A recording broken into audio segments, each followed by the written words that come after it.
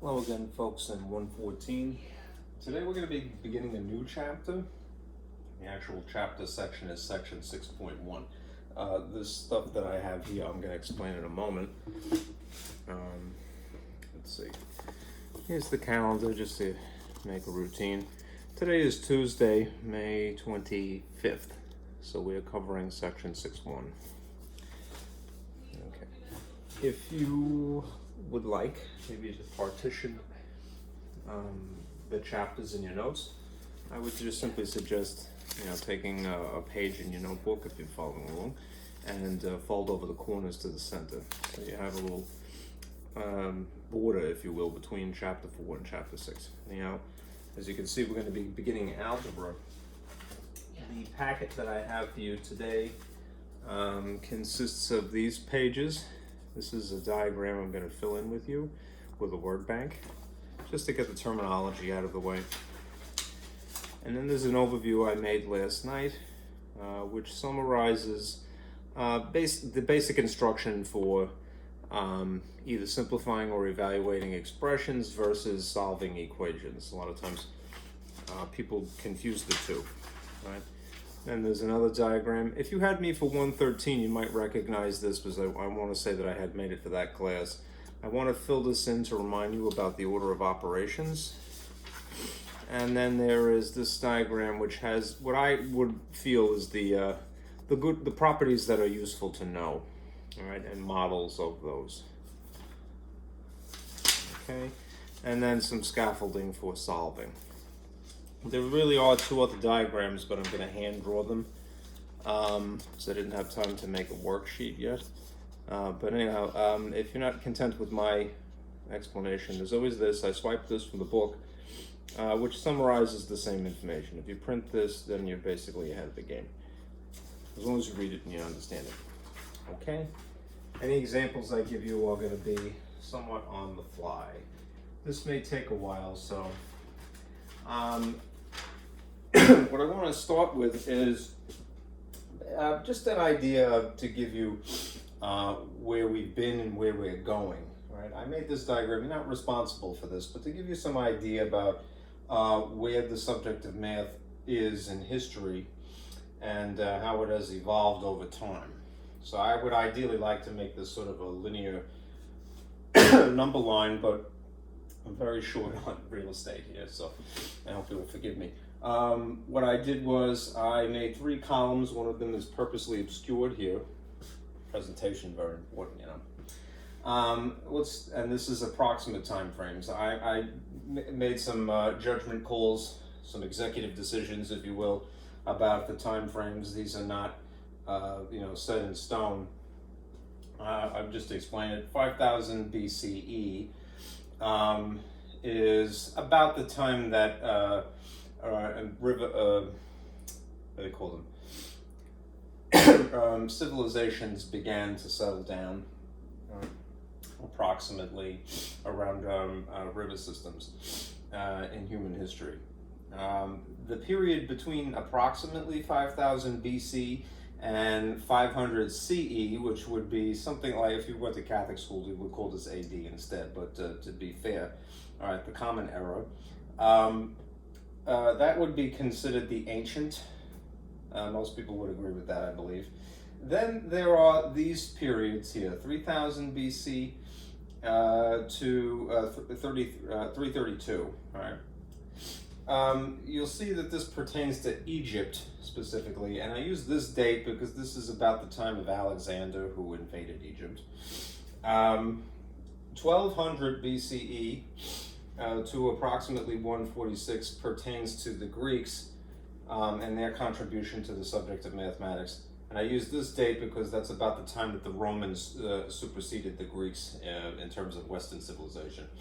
All right, then there's this period from 500 CE to about 1500. At that point, that maybe this doesn't become useful anymore, but it is CE technically. That would be what I would argue is essentially the medieval. There's some other phrases you may have heard, like antiquity, classical antiquity, but that pertains really to the Greeks and the Romans. So I'm sticking with these basic names for periods. Prehistory, that is before recorded history, the ancient, and the medieval, really. All right, now, before giving you any labels that go here, let me review this with you for a moment, okay? If you think about math as basically being a collection of concepts, right, or what you might call revolutions, there's no reason to separate these two. Right? Concept revolutions. It occurred to me that you might think about it this way, all right? In prehistory, we have no way of knowing because there was no recording before prehistory, you know, before about 5,000. But it would seem that the basic idea of number sense, all right, predates actual writing, all right? Even an animal like a squirrel, you know, has a basic idea of amount of something is greater than something else, right? If this was, I remember an experiment at one point where they let loose some woodland creatures into an area a controlled area where there were different amounts of food, and they would naturally gravitate towards what would be the greater pile of food, right? Which implies they have the concept of less or greater down, right? So a basic number sense, right? The revolution in thought, though, comes when actual writing starts, so in the ancient time period, all right? Basically from here to here, right? What happened was symbols were derived, right, to represent numbers rather than hands, right? If you look at the symbols, you remember from when we were talking about Babylonian, ancient Egyptian, and traditional Chinese and Mayan, all right, you could see that it relates very easily to a finger, you know? Like, for example, the traditional Chinese symbol for 1 is a line, in this orientation. So the traditional, the ancient Egyptian symbol for 1 is a straight line in this orientation, right? Right, and Roman numerals are similar, right? A line, vertical line this way in the I shape, right? And Babylonian, borrowed from Sumerian, is basically a wedge. All right. So, anyhow, the idea of a symbol to represent a quantity, a numeral, all right, and then things that you do with numerals, operations, adding, subtracting, multiplying, and dividing potentially, is the level of sophistication that would basically be ancient math. All right. A little bit further down the pike, all right, something of its contemporary. Right, they grew up together, but this would be the younger sibling. Would be Egyptian geometry, all right? So just to start filling this in here, what do we have in terms of subject, right? Well, number sense is essentially counting, right? As a concept, all right? A subject name. Numerals and symbols and operations, things that you do with numbers, all right, that's arithmetic.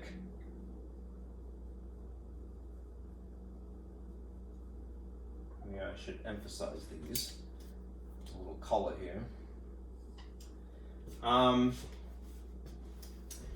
The ancient Egyptians, their contribution would be the next logical step, which would be practical applications for, say, building projects like, you know, obelisks, pyramids, gargantuan-sized statues, public buildings, things like that. Geometry.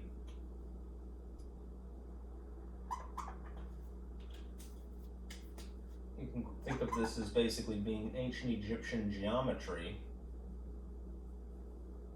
I don't like the way that looks, so I'm going to remove that. And then the Greeks basically took this idea and went with it, developed it further, all right? But for maybe different purposes. I mean, they had building projects of their own, but the distinction between what would be ancient Egyptian geometry and ancient Greek geometry is this. Ancient Egyptian geometry, I would argue, is more about practical applications, all right? Again, you're not responsible for this. This is my opinion. All right. Whereas ancient Greek geometry is about deductive reasoning. All right. logic, basically applied to geometry, right? Proofs, basically. If you've ever had any, anxiety from your high school geometry class, I bet it would have something to do with proofs. Right? Not to set a bad example or to corrupt your opinion, right? But that's usually some people love it, some people hate it. But it's this revolution in thought, deductive reasoning. All right, starting with a rule and then applying it to some specific situation. All right, that's deductive reasoning, logic. All right, where we are now, all right, is here. All right, what would be medieval math, otherwise known as algebra. All right, algebra starts probably in India. All right, some notable figures would be Brahmagupta, who lived around 650. And I want to say that this person invented the Hindu-Arabic base 10 number system, but certainly helped popularize it. All right. Another famous figure in history, Al-Khwarizmi, all right, who lived in about 825 CE. All right. This is the person that basically introduced and popularized balancing technique. That is how to solve an algebraic equation, right? Very important, right? Brahmagupta is responsible for the contribution of a symbol for zero, at least in Western society. And Al-Khwarizmi is really the person who popularized algebra, right? And I believe also even the word algebra, right? Later on in history, the Europeans finally got on board, all right, with algebra around, let's say, 1200, so, nearing the end of the Middle Ages. Fibonacci is the name of significance. He popularized the Hindu-Arabic system that it was almost, 800 years old before it finally took hold in Europe, all right? Anyhow, this is where we have been, all right, in the subject of math recently, all right? In the realm of the ancient, right? Specifically for numbers and operations, right? And this is where we're going now, all right?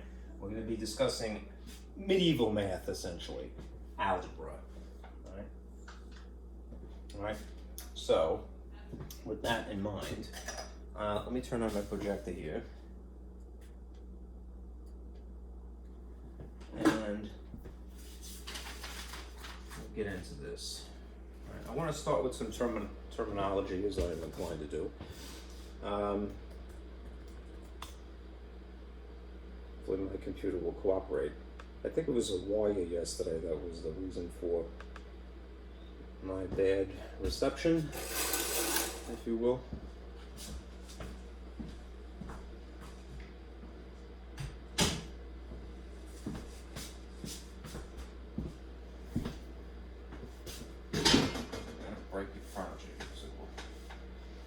Let's go over this terminology I'd like to clarify.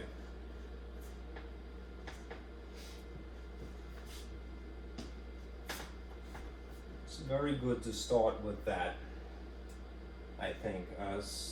Even a vague history lesson is better than no explanation at all.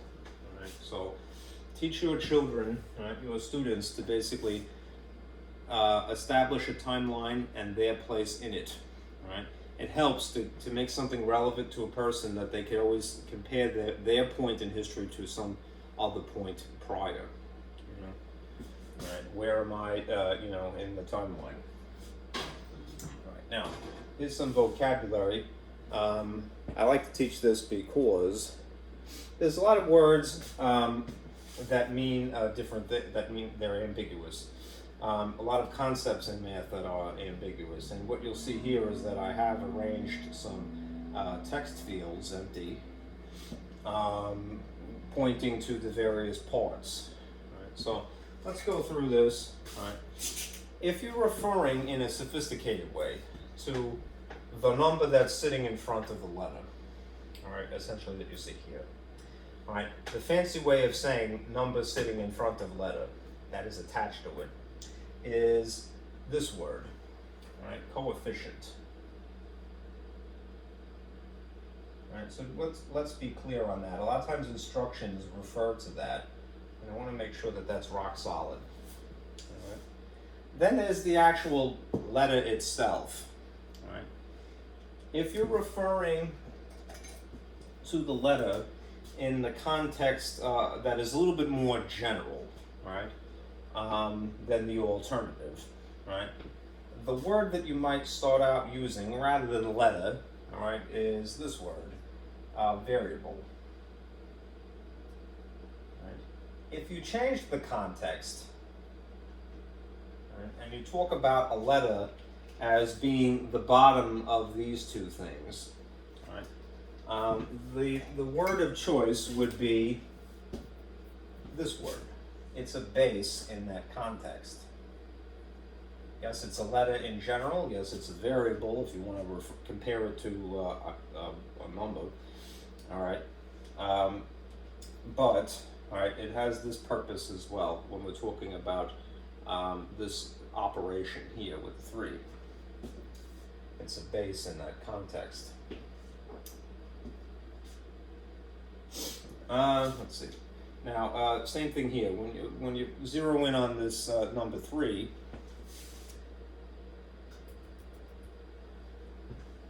You notice that there are 2 options here when you're referring to it.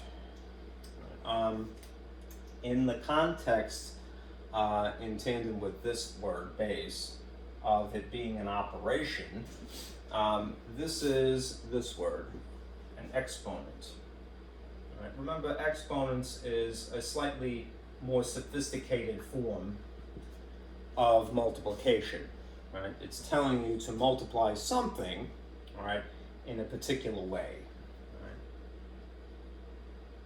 In this instance, it would be telling you, if you see x to the 3rd, it's saying write the base in 3 iterations and then multiply. It's not saying 3 times x, that would be something else. 3 times x would be just 3x, right? A 3 is a coefficient. X to the 3rd is there are 3 x's and they're being multiplied, not added. All right. Anyhow, that's a subject for another day.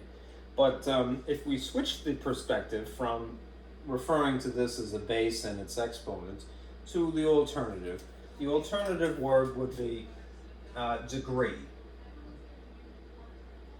Right, so as you can see, it can get a little confusing. English, unfortunately, is sometimes an obstacle when you're teaching math. All right, so better to take the time to clarify. All right, some parts here have alternative references or alternative contexts. All right. Now, here's another thing. When you're talking about the whole kit and caboodle, that is, the 2, the x, and the 3 all at once, right? The word you might choose to refer to it, right, is this word. All right. It is an example of a monomial. Right. You probably have some inkling from, at some point in your math life, the best life, right? There are monomials, binomials, trinomials. You've heard these words, I would bet, right? Well, this is an example of a monomial. All right, it doesn't have anything next to it. It's just one sort of autonomous chunk, if you will, of math stuff. All right, a coefficient, a variable, all right, and potentially a degree. All right, anyhow, it is a monomial. When you switch the context to over here, that was the reason I put this line, and you see something similar looking up in the front, but then another similar looking thing. All right, adjacent to it here, here, and here, separated by pluses, right? We don't use this word monomial, although we could. No one should get mad at you. All right, what we have instead is this option, terms. These are referred to as terms. Terms are basically math chunks, if you will, that are separated by pluses or minuses. In this case, it's exclusively pluses. If you zero in on these particular chunks here, these particular terms, these would best be referred to as like terms. And the reason that they are like terms, what qualifies them as such. Like terms meet two criteria. Number one, they are the same letter, and of the letter, they are the same degree. You can see why it's very important to establish that phrase before you get to describing what a like term is. All right? 7x and 3x, although it's optional to write the ones, I took the time to actually put them there in red. You could see more clearly that these are like terms because they're both the variable x and they are degree 1. The reason that a person ultimately cares whether they're like or not is that you can add or subtract like terms. You cannot add or subtract things that are not like terms. Like, for example, you can't combine 7x, legally speaking, by adding or subtracting with 2x squared. The best that you can do is sort of park them next to each other, and that's it. All right? But these you can actually add. And in which case, what would be, you just add the coefficients. You add the 7, you add the 3. What would you get? A 10x, right? And you could put the 1 there, or you could leave it out. All right? Math people have a tendency to be a little lazy. Efficient is a nicer way of saying. All right? And they'll leave out 1s and 0s and decimal points and positive signs if it's convenient to do so. All right? Anyhow, so you could put 10x to the first degree, or you could just say 10x. Same difference. Then there's this hanger-on here, over here. And the word that we would use to refer to that is a constant. Right? It's called a constant because it doesn't have a letter attached to it, right? A variable, to be more sophisticated. Right? What's the difference between algebra and, say, a subject like calculus? In calculus, they would write this potentially differently. They would, rather than write ordinary 5, in calculus, it would be convenient to write this as 5x to the 0th degree. Right? For the purposes of performing a derivative or perhaps an integral. All right?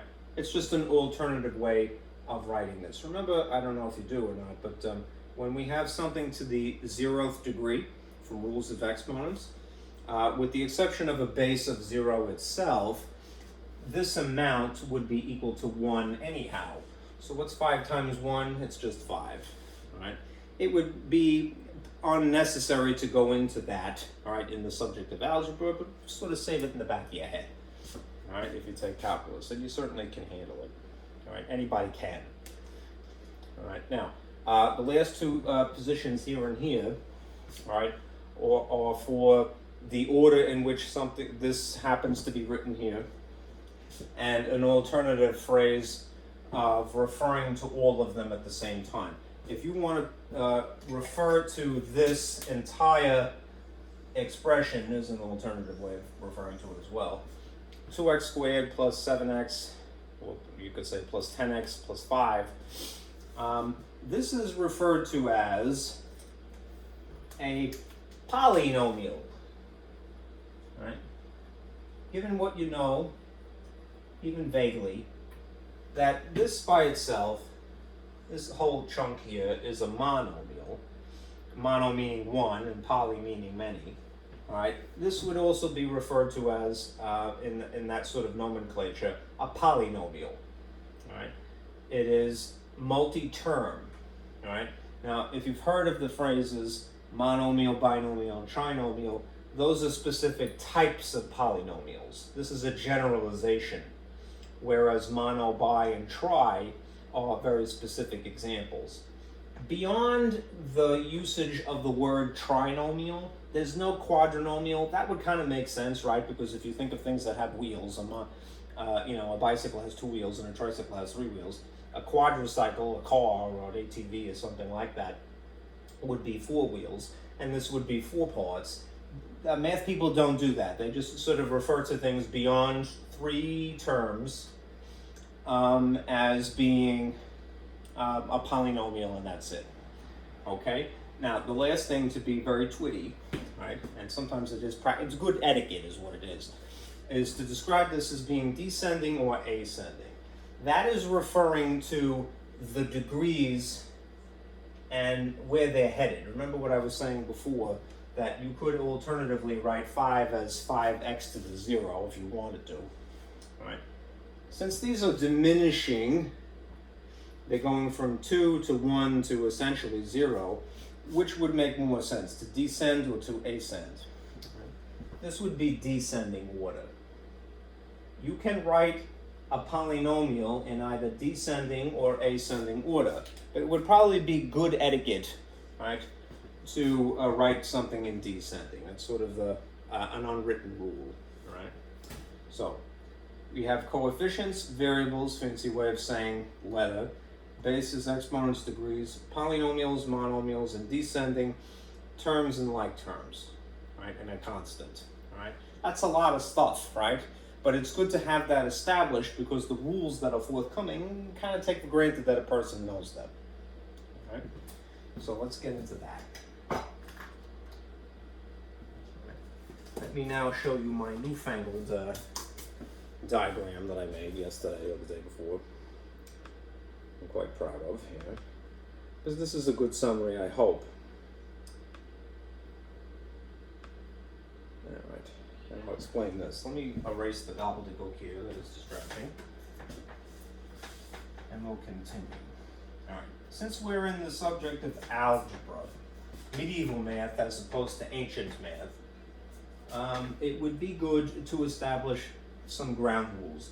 I would bet that you have some inkling already as a person who has graduated high school, right, or whatever, right, you know, you're in college, right, and as to what you're doing or what these things require, but let's make it crystal clear, all right. In the subject of algebra, there are basically two types of problems, right? There are the problems that involve algebraic expressions, and there are algebraic equations, right? Think about it this way. Algebraic expressions are essentially the building block. They're the math chunk from which other things are made, right? Algebraic equations you can think of in that context as being basically the end result. They're the building, right? Building block, the building itself, right?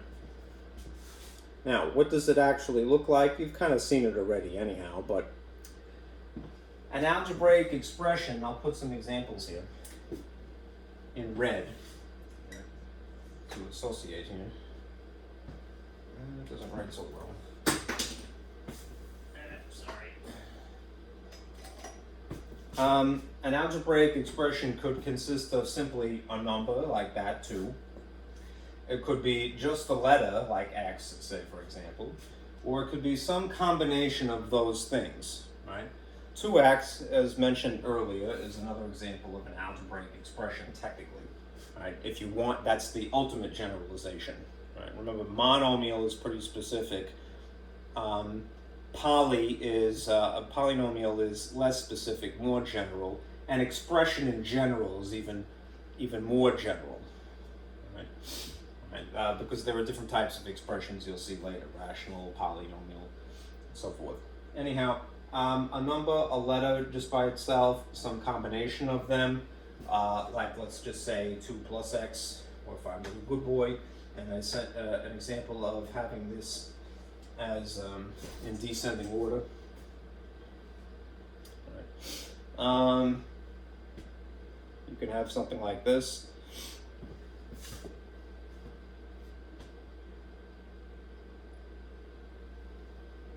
Three times the quantity, 2x plus 4.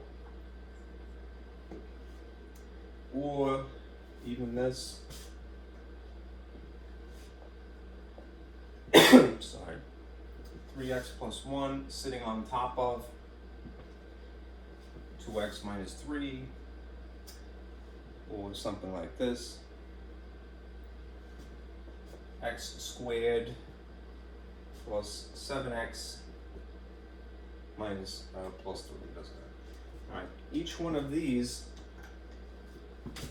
is an example unto itself of an expression.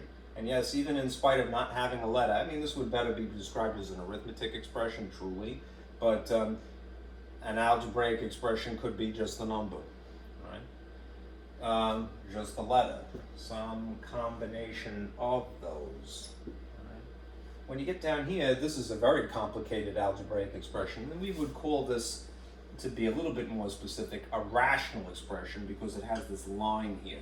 All right? But it is nonetheless an algebraic expression to be more general and less specific. Then there's this thing. All right? This is a polynomial of degree 2. Right? So it's quadratic, you might say. X squared plus 7x plus 3. But it is nonetheless an algebraic expression, right? Because it is a number, a letter, or some combination, right? Involving some operations. I just put these operations, but even if it has an exponent of 2, remember that's just a more sophisticated form of multiplication, right? Why am I mentioning this? All right, because as I mentioned before, or I said before, these are the building blocks. If you were to take these and put them, separate them from each other by an equal sign, then you would have something referred to as an equation, right? How do you know that you're dealing with an equation in context of a word problem? You might see the word is somewhere. If you can kind of train yourself, we'll get into this tomorrow as well. All right, if you can train yourself to look for the word is in a sentence or in a paragraph, right? That's a dead giveaway that you're dealing with an equation, right? Because you would replace it by the equal sign. And anything that came before the word is would be the left expression in relation to the equals. And anything that came after the word is would be the right expression made of this stuff, potentially. The math gods, if you will. Now, the kind of instructions that you will see, right, and which insinuate that you should deal with this set of rules versus this set of rules, we have to be clear about, right? So let me get down here, right? You might have heard these instructions in the past. Let me just obscure some of this and clear this up.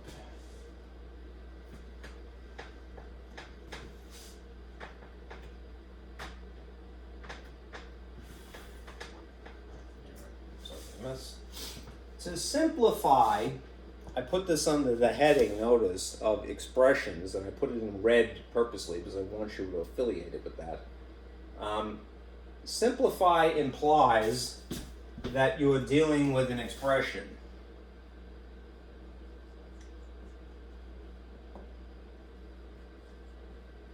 Again, why would a person care? Because this follows a different set of rules, related but different than an equation. All right? When you hear the word simplify, think expression. Specific set of rules that goes with that. When you hear the word solve, right, this implies that you're dealing with equations. All right? Again, related but a different set of rules. Right? Really. If there's a reason that a kid or an adult, anyone, makes a mistake, right, especially earlier on in their math career, it is because they have trouble or that no one has ever told them, right, that you have to apply different sets of rules depending upon what you're given. Right? They just kind of just vomit math on them, math, all right, and then they go, here, do this. All right, that's not being a good teacher. You have to be the person who demystifies. All right, so make sure that you understand it yourself, right? This is a set of rules, this is a different set of rules, all right? And impart that to the students, all right? Now, what does it entail doing if you're going to simplify? Basically, you're going to add or subtract like terms if you're talking about algebra. Remember what I had said before. When you have like terms, they have to be the same letter, and those letters have to be same degree in order to legally add them or subtract them. If multiplication is involved somehow, it usually involves distributing. So if you had something like this, for example, a 3, a 2x, and a 4, we wouldn't be able to add these. We could sit them next to each other, but they're not like terms. A person shouldn't just wash their hands. Perhaps what you can do is, well, eliminate the parentheses. How do you do that? Well, you apply the distributive property. Distributing is multiplying the outside content by each of the inside contents. Right? And you've made some fraction there. All right, 3 times 2 would be 6x instead, and 3 times 4 would be 12. Right? That may not seem like a great accomplishment, but you've gotten rid of the parentheses, and maybe that would be useful to you, right, as part of some larger problem. Okay? Now, there is, and when we're referring to expressions as well, all right, this other phrase, all right, which I put in green somewhat reluctantly because red and green are hard for people who are colorblind to see. But I did that because they're related, right? They're both under the heading of expressions. So it seemed appropriate to put green here. Anyhow, simplify expressions, or you can evaluate them. What does that entail doing? When you evaluate, what that really means is that you're plugging in a given value, all right? A slightly better way of saying that would be substituting letters with a given value. They'll tell you x is equal to 5 or whatever, so you're going to put a 5 wherever you see an x, right? And then, once there are no letters anymore because you've substituted, you follow what is referred to as the order of operations, right? We're going to get into that in a few minutes, right? There is one other situation you have, which seems maybe to defy the order of operations. So I took the time to add this. When you have a rational expression, that is something that has an obvious top line and then an obvious bottom, right? You will follow the order of operations to simplify the top. You will follow the order of operations to simplify the bottom. If it happens to be possible, what you can do maybe is divide these as an afterthought. Now, a person who is paying attention might go, hey, that's division, and according to the order of operations, you never do division last. That's not right. In the case of a rational expression, you may have done some division on the top, if that's what it involves. You may have done some division on the bottom, if that's what it involves. But as an afterthought as well, for a different reason, which is to simplify, you might be able to divide the end result here and here, right? So it would be an added step in the case of a rational expression, should that occur. Okay? So, simplify, think expressions. Evaluate, think expressions. When you hear the word solve, algebraically, think equation. Now, this is going to be a little bit more difficult of a concept for a kid, right? Because it would seem to defy the usual logic. So, best to take the time to explain it. Let me scoot this up just a wee bit now. All right. You can see that I purposely put on this sheet these in different color, right? Order of operations I put in purple. Why? Because I considered it important. And I think purple makes things seem more important, is the truth of the matter. But I did that here too, which it might be a little harder to see because it's blue. All right, but anyhow, these are not the same. These are the different instructions, basically. All right? Expressions require the order of operations to simplify. Solving algebraically entails the opposite operations. So not these, but their opposites. All right? Here's basically what you do when you solve algebraically. To solve algebraically, you do the counterintuitive thing. You move stuff around, right? When you go over the equal sign, that is, you move something from here to the opposite side of equals, all right, you perform opposite operations somehow, whether that involves adding instead of subtracting, or vice versa, or multiplying instead of dividing, all right? To make it legal, you do this to both sides. You balance, right? That is the gift of algebra. Thank you, Al-Khwarizmi, right? And any other contributors to the history of math, right? For that blessing, all right? This Zen balancing act. It's an awe-inspiring experience if you let it be. Anyhow, there are problems that are more complicated, right? That may involve simplifying the individual sides independently first. That is to essentially apply rules of arithmetic before rules of algebra. What does that mean? It means that you would follow the order of operations to simplify one side before you start moving things over equals, which would be applying the rules of algebra, opposite operations. All right? Think about it that way. The order of operations, that is what you see is what you get. If it says add, you add. Right? If it says subtract, you subtract. That's arithmetic. All right? If you are performing the opposite operations, the opposite of adding is subtracting, the opposite of multiplying is dividing, and you're performing opposite operations, those are the rules of algebra. Okay? And since the foundational concepts are arithmetic, you must make sure that they are all squared away first. All right? That is another reason why I sort of wanted to go through the timeline. If there's a reason why a person should love math, it's not inhuman. Right? It's derived ultimately from foundational concepts, number sense, right? Our hands, right, or something like that, or feet too in some cases, right? That's the vigesimal, Mayan number system, base 20, basically, right? Where does that come from? 10 fingers, 10 toes, so 20, right? The original concepts don't get thrown out, right, in math. They stick around forever, right? And those foundational concepts are very important, which is why, even though somebody may disagree, right, it is a fundamental truth. If you know arithmetic well, if you are strong in arithmetic, you will be that much better off when you learn algebra. If you are strong in algebra, you will be that much better off when you learn trigonometry, right, and so forth, and calculus, and the things that follow it. The foundational knowledge is ultra important, right? So don't gloss over it. If you're in the position of elementary school teacher, you got to make sure a kid knows those foundational skills, right? A lot is riding on it. Okay. So that's an overview of what we're going to be doing.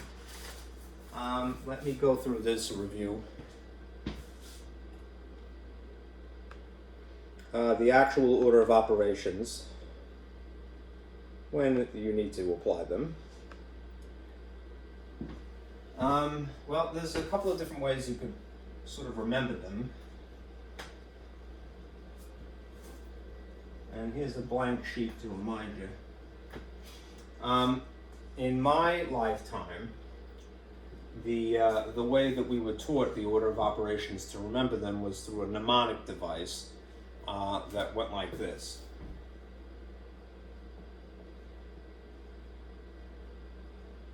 Please excuse my dear Aunt Sally. Right? The mnemonic device was to have a word to as a means of remembering an operation. Right? Please, as in parentheses, things inside parentheses. Right? You would do first. Right? Excuse, as in things that are raised to an exponent. You would do those second. Right? My dear, as in multiplication and division, respectively, and addition, Aunt Sally, as in addition and subtraction. Now, the reason why I prefer to teach this is not just that I'm stubborn. All right, it is that this is something that is clearly on tiers, that is different levels, and they are adjacent in the case of my dear and in the case of Aunt Sally, respectively. And what that is meant to illustrate is that these are equally important. These are equally important. Not only is it important in the context of solving an algebraic equation, because you know that if you are solving an algebraic equation, you would have to apply the opposite operation to move stuff around, right? But when you're dealing with the more basic concept of simplifying an expression, you would recognize that since these are equally important, I'm not going to simply do the things that are multiplication first. That is a misconception, right?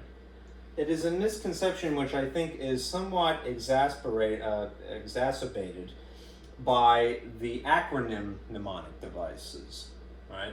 People will see PEMDAS, which means the exact same things, parentheses, exponents, multiplication, division, addition, subtraction, and go, oh, the M is before the D, therefore I must always do multiplication before division. No, all right? This is just a way to remember it, all right, as in general. But these two concepts, multiplication and division, are opposite operations. They are equally important.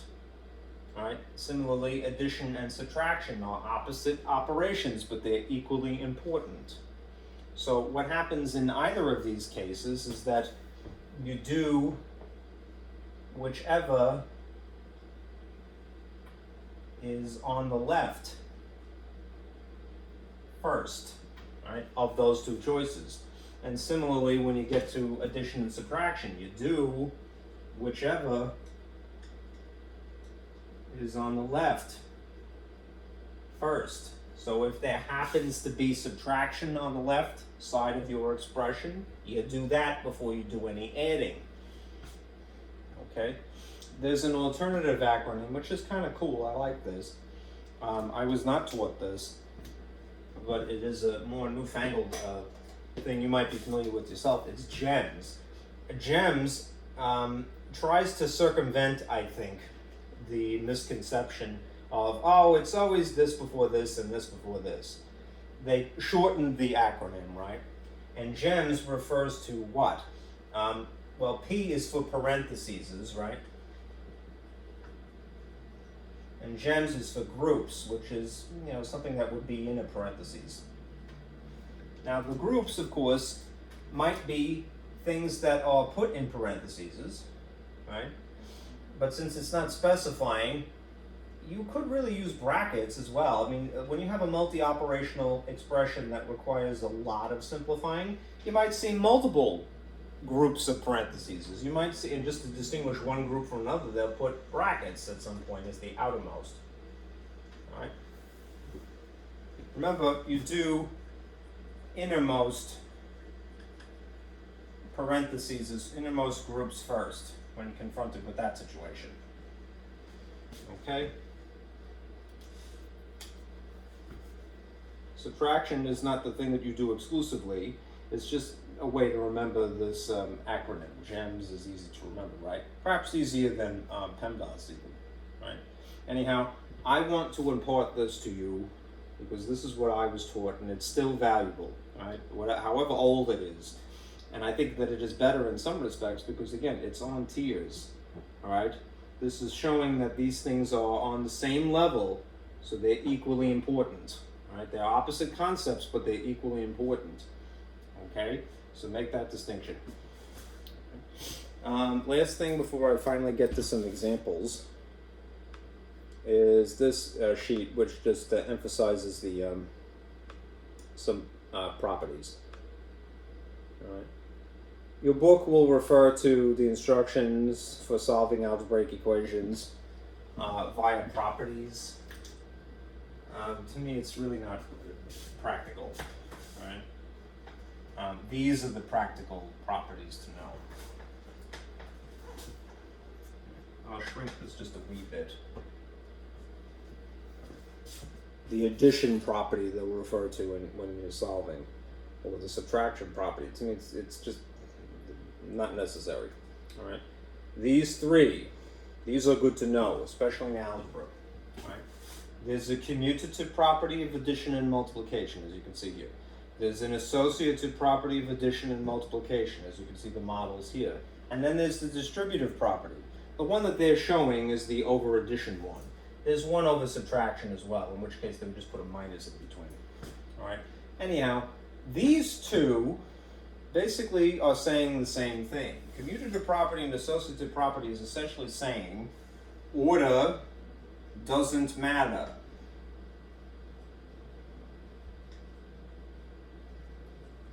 if it is a convenience for you to do something in this orientation, the A first, or alternatively do something in this orientation, the B first, then you can legally, as long as you're adding, right? Or as long as you're multiplying. Then there's this, the associative property. Notice that there are parentheses here. What's the difference from one side to the other? These things are grouped together, A and B, and then on the opposite side of equals, these are grouped together. One thing in common, the B, in this case, the C as well. All right? If it is a convenience for you, you legally have these rights, right? In math world, right? The commutative property and the associative property. The order doesn't matter. Whatever is more practical, right? Unique to the problem circumstances. The distributive property is the ultimate, right? What this is saying is that if you're dealing purely with arithmetic, that is numbers, here, here, and here, right? The A, B, and the C are just generalizations. They're not meant to be a variable per se. Like a permanently, it's always X, always N. If you have a number here, here, and here, and these happen to be grouped together, legally speaking, you could add them if you wanted to, and then multiply the outside thing. If for whatever reason you can't, as in the case mentioned earlier, when you have this,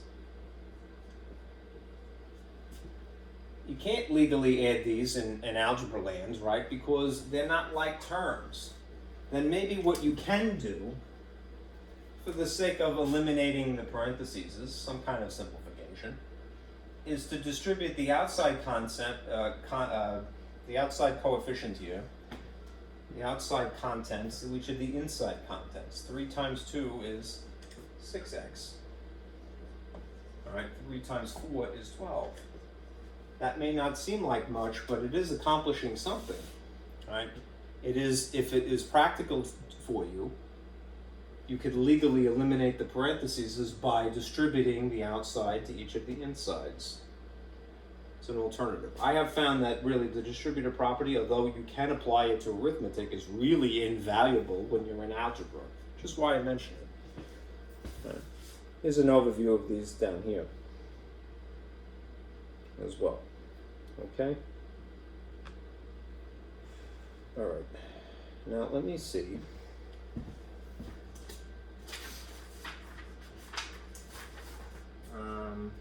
Let's do some examples. I'll turn this off now, and then I'll come back to it. We're going to simplify expressions.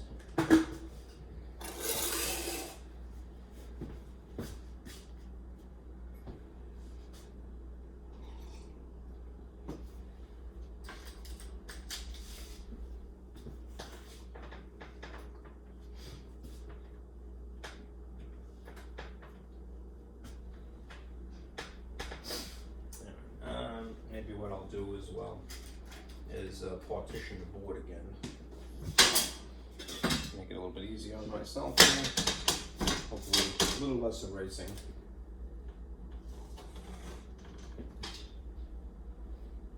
I don't know if I'm strategic. All right. Here's an example we'll do here. And then the second one here. All right. If you're given nothing other than the instruction of simplify, and then you see this,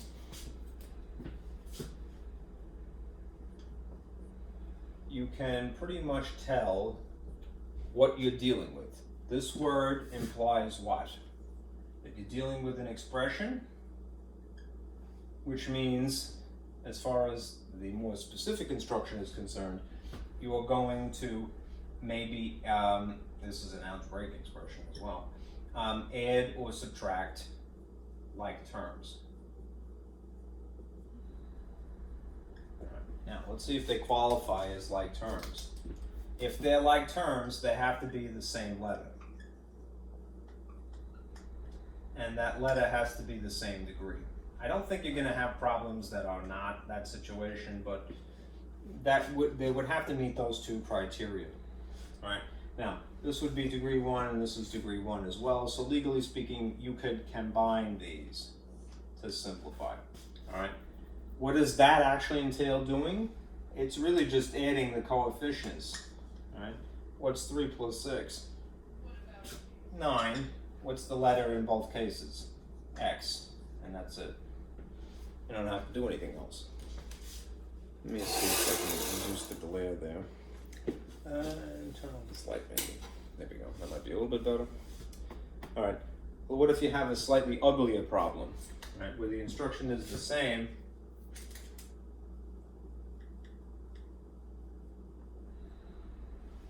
but you have this gobbledygook. Okay. Minus 3x plus 2 minus 5y plus 10 plus 2y and then plus 4x. Do not be intimidated. Okay. Now, let me say that this is probably not the best organized, but it doesn't matter. All right, you see this instruction simplify, you know you're dealing with expressions, and therefore we're going to try to add or subtract potentially like terms. All right, the actual adding or subtracting is the coefficients. We just look to match degrees. All right, we don't make this x squared, we just keep it as x to the first, which is totally optional to write the 1. When you deal with problems like this, you do have to remember rules of integers, right? If you have same signs, then you add. If you have one of each,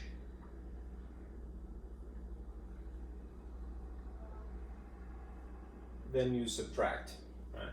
Get in the habit of maybe encapsulating what you regard as like terms, or what you identify as like terms. Here's what I do personally, right? I sort of work from left to right, right? So here, this is something that has an x attached to it that is degree 1. I'm going to encapsulate this, including its sign. All right, then I'm going to scan through this and look for something that potentially matches it. That wouldn't match, it doesn't have a letter. That wouldn't match because it's a y. Same issue here and here. Then you get all the way to the far left here, and you see that it is an x, and it's a degree 1, technically. So I'm going to encapsulate that. Right? And now I'm going to decide how I'm going to combine these. Remember, I'm just going to combine the coefficients, really, the 3 and the 4 somehow, right? But I'll do it according to integer rules, right? Are they the same signs? This is a negative and this is a positive. Or are they one of each? They're one of each, so I'm going to really subtract them, all right? 4 minus 3 would be 1. And then, remember, when you, also the integer rules, take the sign of the larger magnitude. Magnitude is the fancy way of saying the distance from 0. Right? So the larger magnitude would be the 4, so this is technically a positive 1. What is the letter attached to it? X. Right? And if you want to get fancy, you can put a 1 here as well. All right. Then do the same thing for other like terms. Maybe I'll change color here. All right. The next number here is 2, just regular constant 2. So I'm going to encapsulate this a little bit differently. I'll put a box around it instead, and look for something that matches. All right, that's a y. All right, can't combine it with that by adding or subtracting. But this 10, that is a like term. All right, they're both constants. So it's just a matter of adding 2 and 10. They're the same sign, so I would indeed add them. And then I would get what? I would get plus 12. All right. Then there's one more, all right, type, if you will. There's the things that have y's attached to it. I'm going to try to distinguish this from the others by putting a green triangle around it, all right? Minus 5y. The other thing that matches it is this plus 2y. All right. Again, when we're combining them by adding or subtracting, we're just adding or subtracting the coefficients, the numbers sitting in the front. And I decide whether I add really or whether I subtract really by sign combination. So this is a minus 5 and this is a plus 2. All right, so I'm not going to add them really, I'm going to subtract them. That is going to produce a 3 as the digit, right? What is the sign going to be? You take the sign of the larger magnitude, so since the larger magnitude is 5, this becomes a minus 3. And it has a y attached to it. And then you have that. you might notice when you're writing this or when you're considering options in a multiple choice test that it's not this ugly or complicated looking. What they will do very likely instead is eliminate what is unnecessary, what is superfluous. A positive 1 as a coefficient is superfluous, so you don't have to write that. All right. The next thing is the exponent of 1 is also optional. You don't have to write that. Then they might put things in alphabetical order potentially. So what you would see next is minus 3y. And then these are things with letters, right, in alphabetical order. And then the last thing is something without a letter. So it would be the constant of plus 12. This is probably the most concise, good etiquette way of writing this answer. If you write this, this is totally correct. If you write it this way, this is performing better etiquette. So x minus 3y plus 12. Okay? Don't forget your rules of signs. This is from MAT-114. All right. Let's do an evaluation problem.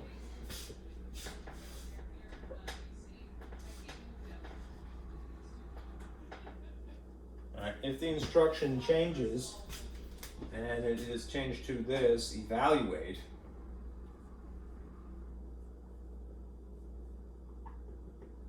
and then you're given this expression, minus x squared plus 3x plus 10, and a lot of times they will put a comma here, and then they'll say when x is equal to 2, evaluate is enough of instruction to imply that you're dealing with an expression, right? And therefore you're either going to simplify if it is possible, or you're going to simply follow the order of operations. All right, now this is the more likely of the two, because what's going to happen?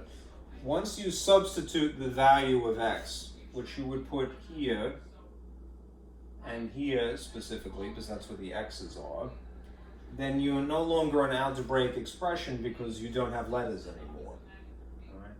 All right? You're an arithmetic expression, and therefore you're just going to rely on the order of operations. All right? Please excuse my dear Aunt Sally. All right? Now remember, things in parentheses first, things that are exponents second, multiplication or division third, and addition or subtraction last, according to the order of operations. All right. Now, you'll notice something. There was no parentheses here to begin with. I superimposed them there. That's a habit I want to encourage you to use. All right. When you have to substitute, when subbing, all right, write this and this. All right. How come? Because sometimes you have to substitute, say, a negative or something like that, and if you're not careful, you might accidentally subtract when you're not supposed to, or you forget to apply an exponent. All right, so it's sort of a precaution. All right. Now, if I wrote this a little bit neater than you see it here, this is what you have. You have a minus, and then there is a 2 in here. And then there's a plus 3, and then another example of a 2 in here, and then you have 10 adjacent. Let's consider the operations we have. We have, technically we have parentheses is because I authored them, but there's only one content on the inside here and here. All right? And that is going to be helpful, but we have ordinary multiplication technically would be here. This is, when you see a negative out in front of a parentheses, it's like -1 times whatever the content is. All right, but we also have exponents, we have regular addition, we have some fangled form of multiplication, and then we have addition again. According to the order of operations, which should I tackle first? All right. Well, we would zero in on the parentheses and go, all right, is there any guts in here that I have to deal with other than just the number 2? No. All right, thankfully not. That doesn't mean throw away the parentheses, though. all right? And here's why. The next thing is, since we don't have to deal with this, is to apply the exponent first, the more sophisticated form of multiplication. And what that is saying is that, okay, this is going to square 2, right? That affects only the digit, not the negative that is on the outside, which is, again, why I encourage you. When you're substituting, wrap little parentheses around your variables, all right? So what do you have here? 2 squared is just 4. Now, even if it seems a little cuckoo, right, get in the habit of doing this and definitely, sort of indoctrinate your students. Write everything that hasn't changed. There's still a minus here, all right, plus 3 plus 10. It may drive you a little bit crazy, but if you take the time to do this, you're encouraging good behavior. Believe me, if you go into the field of programming, what are you doing but writing a lot of the same thing over and over again? All right? This is an algorithm. It's a good mental exercise. Anyhow, you're less likely to make a mistake, or somebody else who's looking at your work will be able to go, oh, that's where it occurred, all right, and help you. It's a good thing to write what you are thinking. No one could read your mind, really, all right? They can see your thoughts, though, if you write them.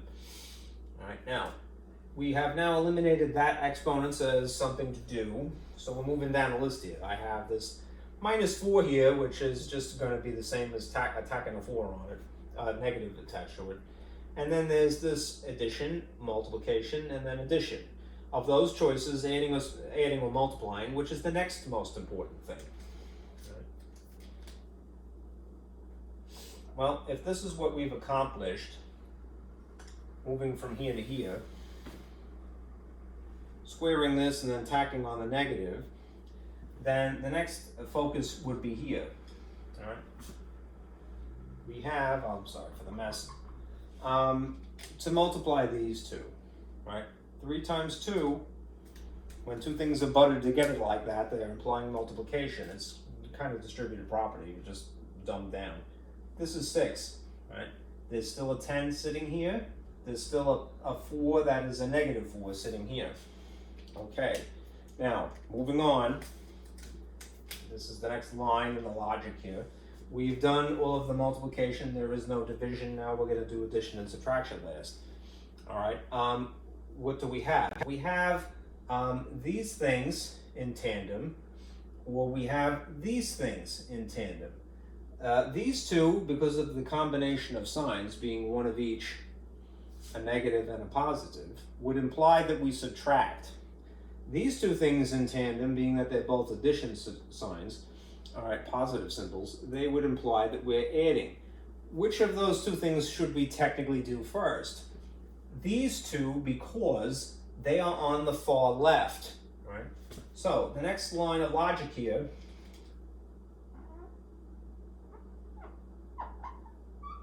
would be to do these things. Your focus should be on these two. So I'm going to put a little caliper here to grab them. All right, one of each sign. That's a negative 4. This is a positive 6. You can look at it that way. We subtract them. So that produces a 2 as a digit. I'm going to go back to blue color, sorry. And then we take the sign of a larger magnitude, which in this case is the positive, so that's a plus 2. What is still floating around here? Plus 10. All right, you could do things in your head. It's not that you can't, all right, but don't do them in your head, all right, especially when you're the teacher, all right. You have to make it as crystal clear to a little kid, all right, as possible. And the way that you do that is by writing your thoughts, all right? Encourage that behavior in them as well. There's a whole generation of kids, I'm sorry not to make a speech, all right, who their intuition is not to write something. Why? Because they've been given bad advice, or they've used the calculator exclusively, all right, rather than just as something to validate a suspicion. All right, it's a skill, but it's not what technology is grand, but not at the expense of actual learning, right? And it has its place, but its place is last. All right, the concept must be bulletproof. All right, you got to get that concrete for them. All right, so write and teach your students to write. their thoughts, right? These are the last two things. It's just positive 2 and a positive 10. So we're just going to add these to combine them. My allergies are kicking in. All right, and then 2 plus 10 is just what? 12. That's the answer. And technically it's a positive 12. All right. If it seems arduous because you're like, oh, I could have done that in my head, great. All right, merit badge for you. All right, but a little kid, especially if they've never seen it, right, may not be able to do that. And even if they do have the blessing that they know how to do things in their head again, they need to be able to explain their work. They need to be able to practice writing. It's imperative, all right? Whatever sin somebody has committed against you as a student, do not propagate that sin. Fix it, all right, in the next generation, all right? Make sure that they write, all right? It's very important. All right. Now, those are the things that involve expressions. I have to blow my nose, I'm sorry, because of the tree pollen about. Forgive me.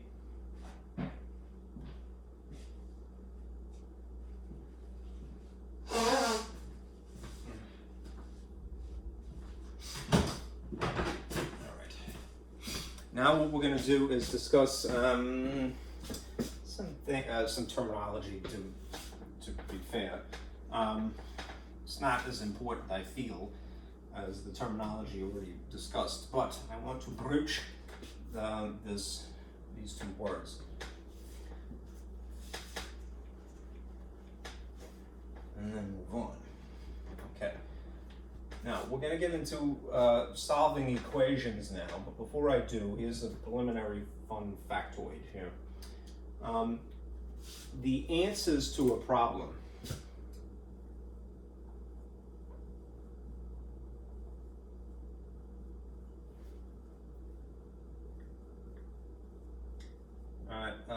could, in theory, be true, or they could be false. And you can tell whether you have something as true or false by testing it. Right? But of these two, only one of them is an actual solution. So you will see this phrase, this word get thrown around a lot. Actual true answers to some question are solutions. Right? Things that are false, that is, they are not true, may exist as an answer, but they're not a solution. This is the correct one. All right? Correct. Okay. There's a fancy way of writing that. I mean, what's probably intuitive is this. The intuitive way of writing an answer is to say letter equals number, right, when you're solving an equation. And I still like that.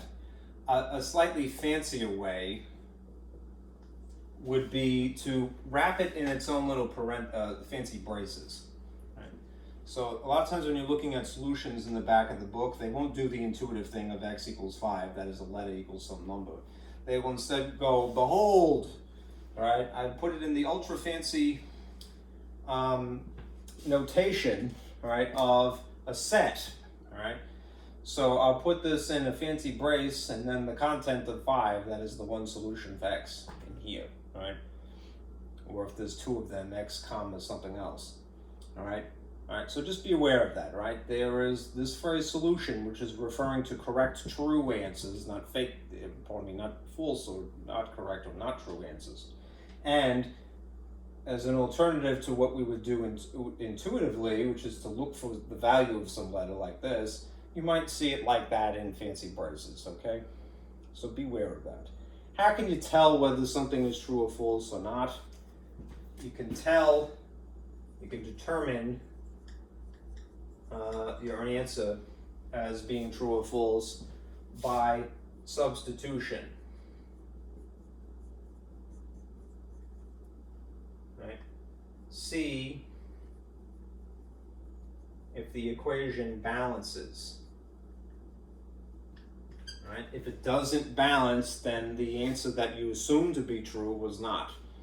Right? Or maybe somebody fudged the check, if you will. Now, let me turn my projector back on and I'll give you some examples of equations.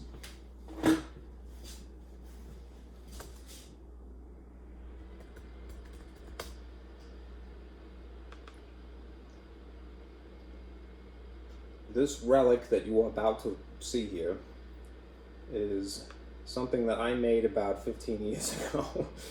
I've been using the same file ever since. I worked in Staten Island at one point, and in that particular school, it was a novelty at the time, but we had a projector. So when I was making my worksheets or what have you,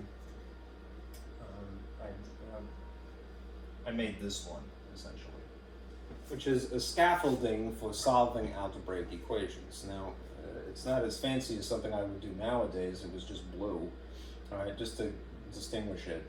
I used one color.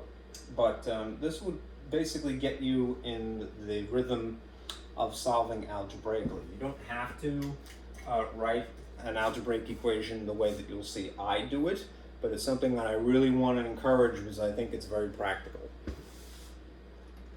All right, here's the instruction. We're going to isolate the variable to one side of equals in order to solve. So say x equals 2 or something like that. We're going to do it by moving numbers from one side to the other and combining like terms when possible. The process to move uses opposite operations, and then to simplify is to use regular operations. All right, so what I'm going to do is I'm going to have 4 regular examples from here to here, and then underneath them where there's another 2, I believe, I'm going to do slightly more complicated problems. So if you want, all right, the problems that are running from here to here, these 4, these are what you might refer to as one-step equations. They involve only one operation, not 2. All right, this is an example here, and here, and here, and here. All right, and I'm going to put these in blue, and then the work I'll do in red to distinguish them. There's some extra features here, like this line that when we get down here you may eliminate, but let's get started. Right? If you have a problem like this, x minus 8 equals 12. When you introduce the subject of solving algebraically, be prepared. You're going to have a student that's going to go, I know what the answer is. All right, I don't need to do any of this hooey that you're teaching me. And that can get a little frustrating for both of you, right? Because although you don't want to, crush a student and tell them, frick you, I don't care if you can do it or not, right? You want them to basically hold their attention long enough to impart a more valuable pearl of wisdom. And that is that it's great if you can do something in your head. It's a blessing, but you're not going to always have that ability. So what I need to teach you before I get to the more challenging problems, I need to make what's rock solid is the process. Emphasize that point. Algebra is a technique. And hopefully I spelled that correctly. All right? That you learn, that you need to learn. The individual answers to the problems. The answer to this problem is irrelevant in the big picture. All right? It's the technique that you need to learn, the balancing act, the blessing that is algebra. All right? So just be prepared. There's always going to be a naysayer that's going to fight with you and go, door to my head. Again, there's a lot of brainwashing you'll have to undo in the position of teacher. Be prepared for that. All right? A lot of people give stupid advice. All right? Anyhow, the basic technique, remember, is this. If you want to get this letter alone, then you would have to move this from here to here. All right, notice what you're going over. You're going over an equals. How do you justify doing that in algebra, the technique? All right, you do opposite operations. So the way that I would encourage you to do it is something like a little table here, which is why I put this dashed line and this dashed line here. The opposite of subtracting 8 is to add 8. And to make it legal, whatever you do to this side of equals, you are obligated to do to the opposite side. All right? That's the balancing act. You can get away with murder in math as long as you're consistent that way. Whatever you did here on the left, make sure that you do on the right. All right? Not to be hostile. Anyhow, by sheer logic alone, what's anything combined with its opposite side sign incarnation?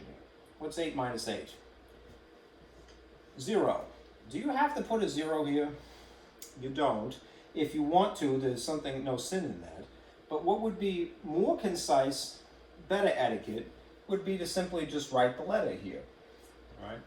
You're trying to isolate the letter, so to solve the equation. So you want to make it as concise as possible. Now you do the actual work. What's 12 plus 8? It's 20. And that's your answer. It is this process, this technique, right, that you need to learn, right, and that the students need to learn, and that you need to emphasize the importance of. It's a logical way of thinking, and it's not too complicated really. It's just 2 rules. Opposite operations, do it to both sides. That's it.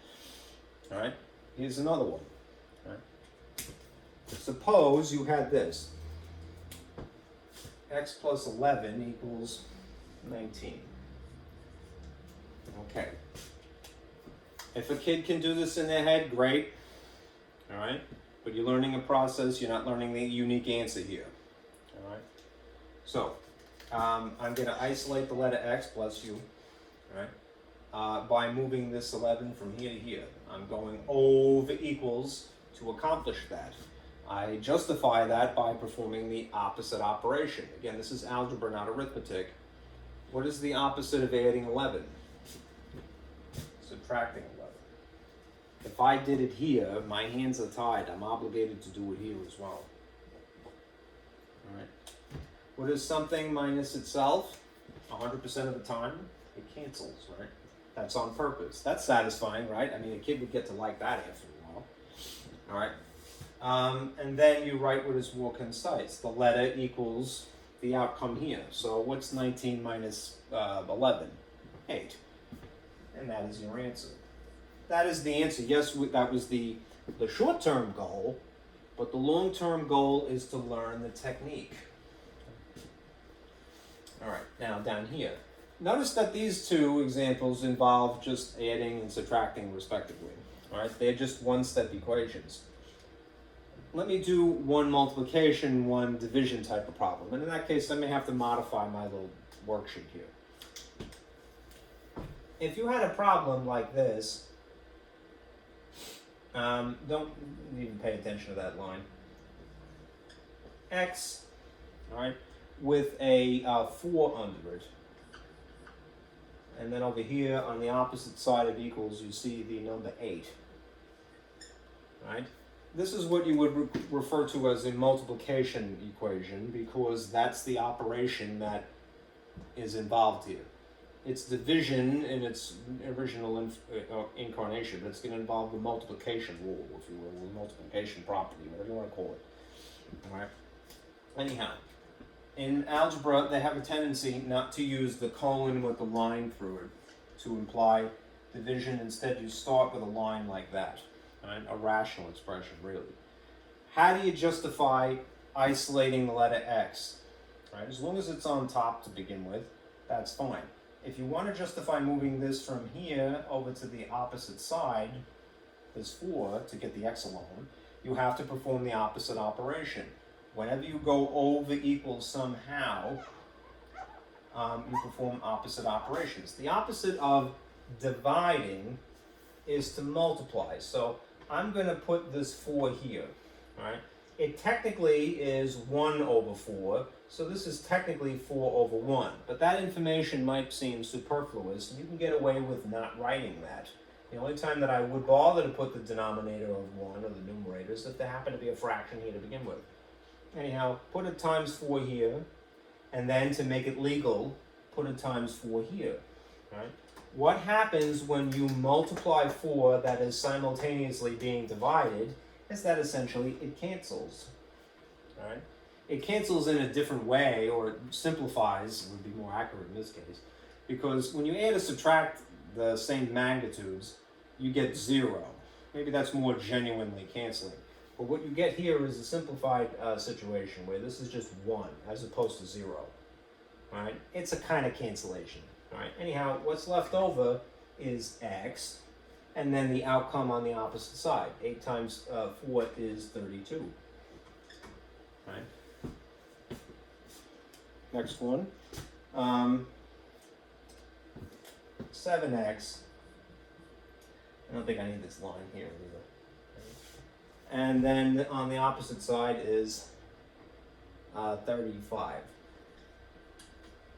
Okay. When you have a coefficient butted up against the variable, letter x, all right, it is implied that the operation going on in between them is multiplication. So sort of like before, notice that I put a dot for multiplication, just not to confuse it with the variable x. I didn't use the traditional multiplication x. Same thing here. If it helps to, for the sake of clarity, to establish what the operation is going on in between this number and this letter, put a dot. All right. If I want to solve for x, I got to get x alone again. How do I do that? I would have to move 7 over equals. All right. What is the, and you do that in algebra by opposite operations. What is the opposite of multiplying by 7? Dividing is the way we write dividing in algebra.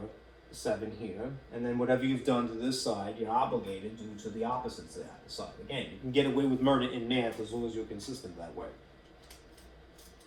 This is going to reduce to 1. That leaves you with just x, which is what you're looking for. And then the outcome of 35 divided by 7 is 5. Not that boring, am I? Okay. So x equals 5. Now what you see here, again, are one-step algebraic equations. They're called one-step algebraic equations because they don't entail doing any more than one operation. There are more complicated problems that you'll see subsequently. All right. The book would refer to this technique as the addition property, and this the subtraction property, and that the multiplication property, and that the division property. But to me, it's not really important to give them a name in this case situation. These situations, as so much as it is to establish this intuition that you have. All right, don't fight intuition. Intuition is a blessing. All right, and don't take it away from a kid either. All right, but just make sure that they're clear. They're not learning the individual answers. That's great if they have them. They're learning the technique. Algebra is a technique that you need to learn. Okay, so a little bit further down here, I have the space for these two. And I'll clear this up, and I'll give this a slightly different heading here because it's a slightly more complicated problem.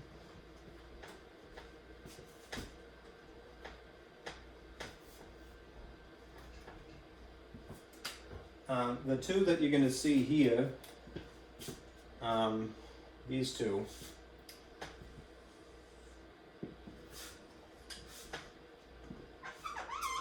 these are two-step, my blue is dying, two-step algebraic equations, which means that they will involve two operations.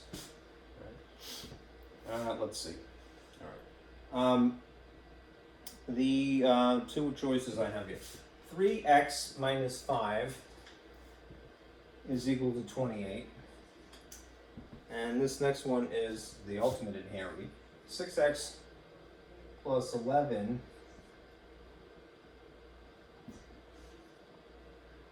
times 2x plus 6 minus 5. This one here will be an example of the two-step algebraic equation. This one here will be multi-step.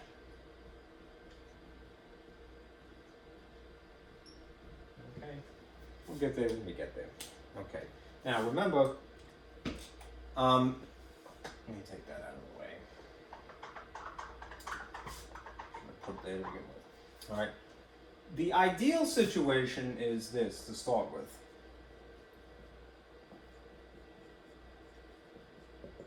That you have a letter plus or minus a number is equal to a number. Alright, and that is exactly what we have here essentially. Something with a letter, in this case minus a number, equals a number on the opposite side. In that case, we just have a two-step equation. Over here, we don't have that blessing, but we can fix it later. Alright, now, if you are trying to decide which of these things should I move around first, usually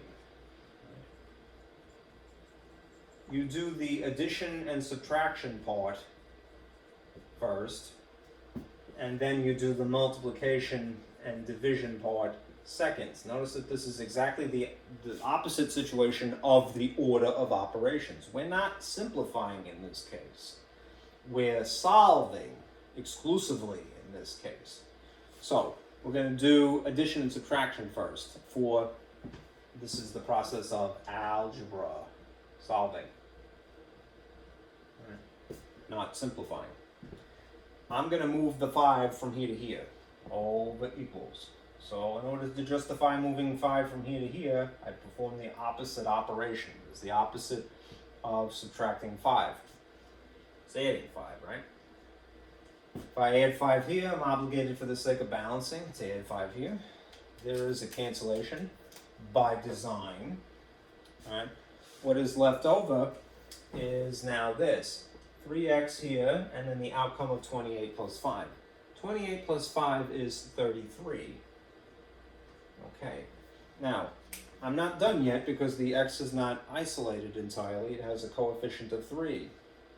So I did the addition and subtraction part first, but what I'm going to do to justify moving this 3 and finishing it is to perform either multiplication or division, depending upon what I have, right? The operation going on between this 3 and this x is multiplication. So if I want to justify essentially canceling 3, or simplifying, I'm going to do the opposite of multiplying by 3, which in a most shorthand, concise way in algebra, they have a tendency, is to put a line here. I'm going to divide by 3 here, and I'm going to do the opposite, do the same thing over here, right? The opposite of multiplying, all right? What is 3 divided by itself? It's 1. Do you have to bother writing 1? No. You could just simply write x. If you put a 1x here, it's not wrong, but it's less concise, right? So we're looking for simplicity. What is 33 divided by 3? It's 11. And that would be finished. We've gotten it down to letter equals number, i.e. it is solved. Okay. Now when you get to this one, examine what you have, right? Look at this, the left side of this equals, look at the right side of this equals. On the left side here, we have the ideal situation of letter plus number. Okay, there's something with a letter and then an extra term without a letter. On the right side, we have a bunch of gobbledygook.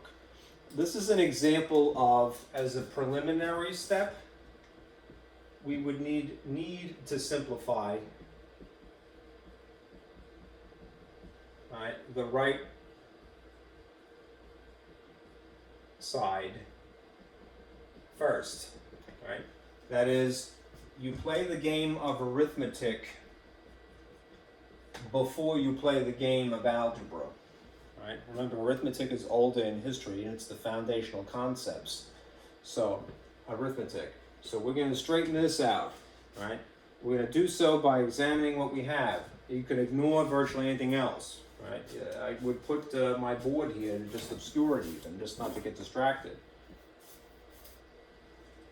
Okay, so I have some stuff in parentheses. I have something being subtracted and potentially something being added and something being multiplied.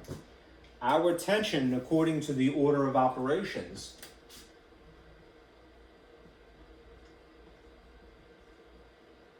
is to zero in on this parentheses, the group, the almighty I here. And what you see is that you have an x and you have a 6. Now, because they're not like terms, I can't make heads or tails of it. So, only after I have decided that will I move on to something else. If I can't straighten out the guts of the parentheses, then I will start to consider things on the outside. If there's a 2 sitting here, butted up against parentheses, it's implying that there's multiplication, and that this is just ordinary subtraction. So if I had to choose between those two, multiplication would take precedence over ordinary subtraction according to the order of operations. Why am I applying the rules of arithmetic? Because I'm not moving anything over equals yet. All right, I'm just simplifying so that I can get it to this situation, letter plus number maybe. Okay, so I'm going to distribute the 2 to the outside content to each of the inside contents. I always draw these little arcs for my own sake. It's like a little range war. 2 times x abbreviated is simply 2x. I've eliminated the parentheses. That's an accomplishment. 2 times 6 is 12. And then there's still this minus 5 that's hanging on here. If I can combine stuff now that I've eliminated parentheses, I should. All right, these constants, the positive 12 and the minus 5, are like terms essentially. So what I will do to simplify further is I will take into consideration their signs and then merge them into one term. All right, one of each sign dictates that I subtract them. Therefore, the numeral that I'm going to end up with here is a 7. I will take the sign of the larger magnitude. 12 is further from 0 than 5, so I'm going to put a plus 7 here. All right. There's sometimes preliminary work. This is an example of that. Now, the other side is still hanging around, so let's deal with that. I'm just going to drag these things down and continue. Look what I have now. I have more or less the ideal situation. I have a letter and a number on the left, and then on the opposite side I have a letter and a number. But I'm going to have to move a lot of stuff in this case. I look like I'm doing something, a cool hand gesture, but I'm not. All right, anyhow, I wish I was. Let's just draw another line here and continue with this logic. Ultimately, I got to get it to the point where it is letter exclusively on the left, maybe, number exclusively on the right. I have a tendency myself to put letters on the left and numbers exclusively on the right. So what I'm going to do to accomplish that is I'm going to get some distraction out of the way here and free up some space to explain myself.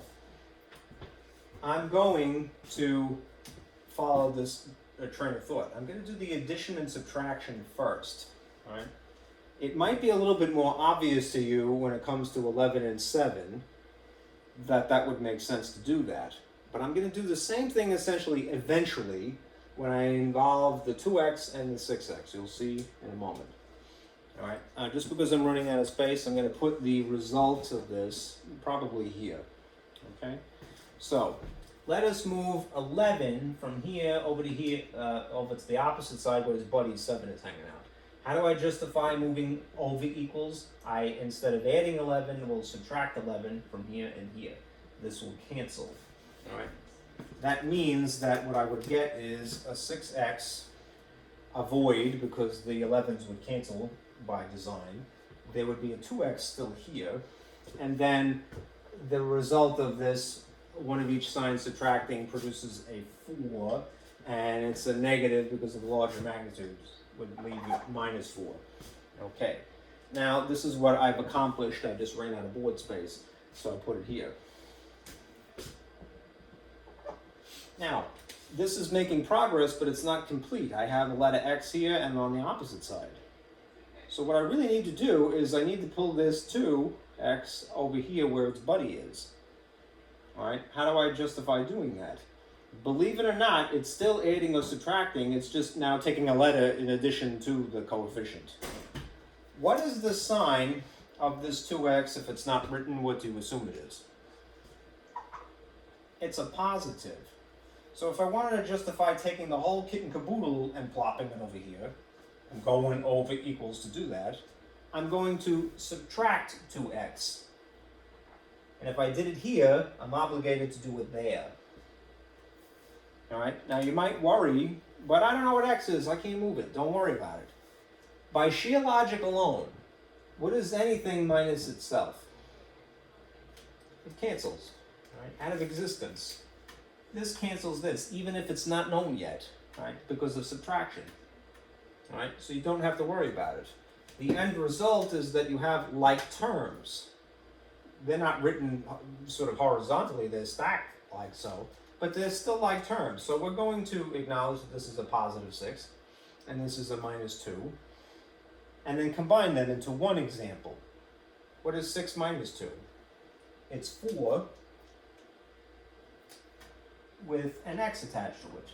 And if you want, you could technically put the positive, because that would be the outcome.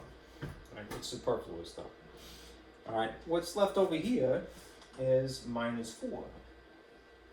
Last step. All right. This is still not done. We've made quite a lot of progress. We simplified. We moved one of the terms over. Then we moved the other term over. And we've gotten down to letter equals number, but we need to move this 4, right, or it's not finished. So, if it is understood that a 4 pressed against the letter is that they're multiplied, how do I justify moving this 4 from here to there? Divide, because that's the opposite of multiplying. So if you divide by 4 here, you divide by 4 here. These 4's essentially cancel. And then what are you left with? X equals negative 4 divided by positive 4, which is negative 1. All right. And then if you want to, you could check it to see if it's a true solution by putting a negative 1 here and negative 1 here and see if they balance. All right, they should.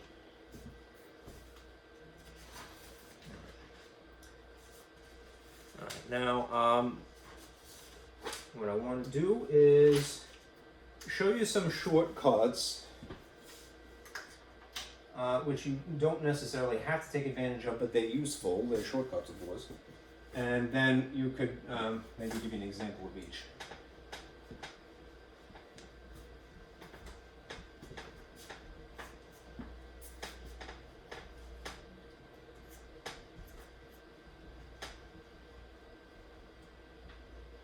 Let me see if I can turn this off. I think I can, as we have established a lot. Baby light. Turn right on here. Okay. Here are some shortcuts. And let me see if I can get away with this.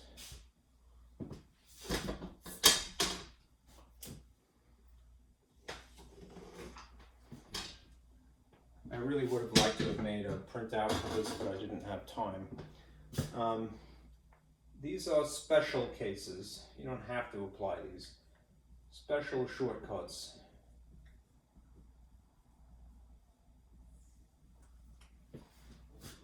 All right. There's this process of clearing fractions or eliminating fractions. Sometimes they call it that.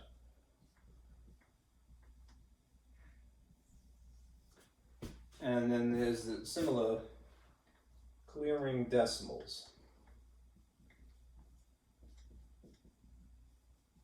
What we had done to this point was just whole numbers, so we know that there are different styles of numbers. There are fractions and there are decimals. So if you're confronted with these examples, those types of problems, something that involves a fraction, something that involves a decimal, you have this as an option. Right? It is essentially the distributive property.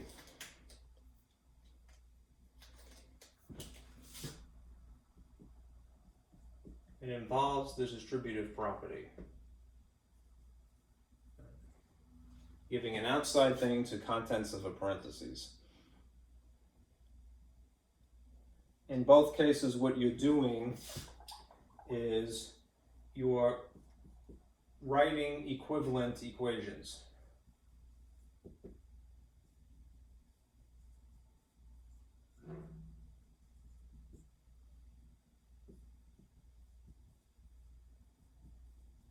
That is, they look different, but have the same result.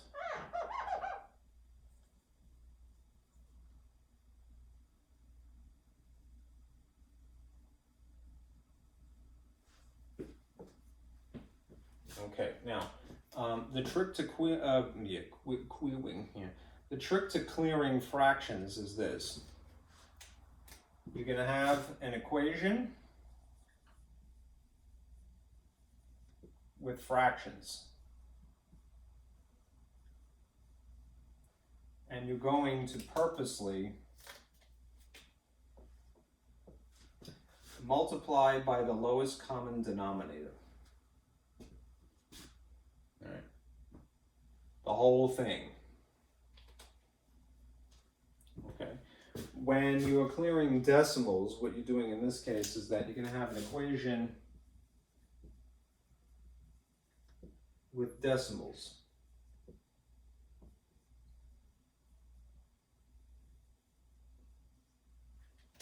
And in a similar way, what you're going to distribute is you're going to multiply by a convenient power of 10. Either going to multiply by 10, 100, or 1,000. Something like that. To move decimal point.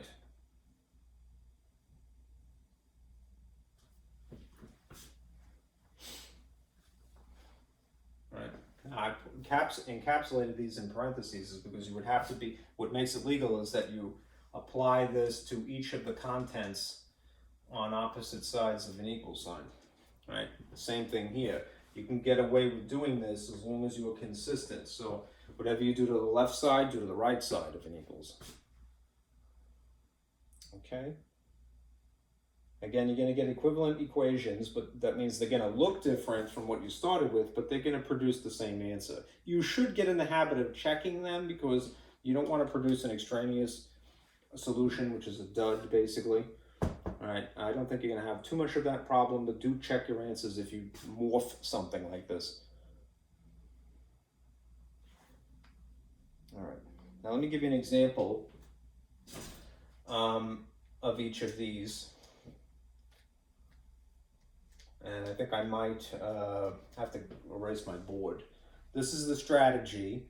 All right, and I'm going to do an example of this one and this one.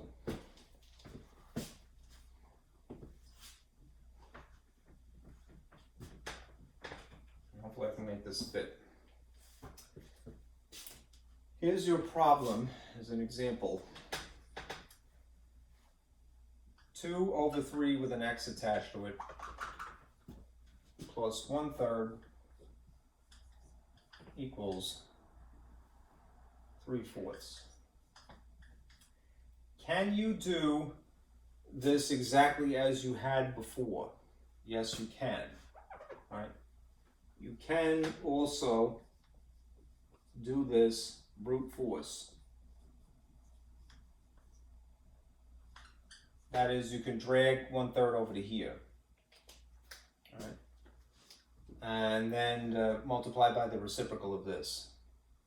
All right, and I don't want to really talk you out of doing that, but you might like to try this clearing fractions method. Now, maybe I should do a brute force just to illustrate the point.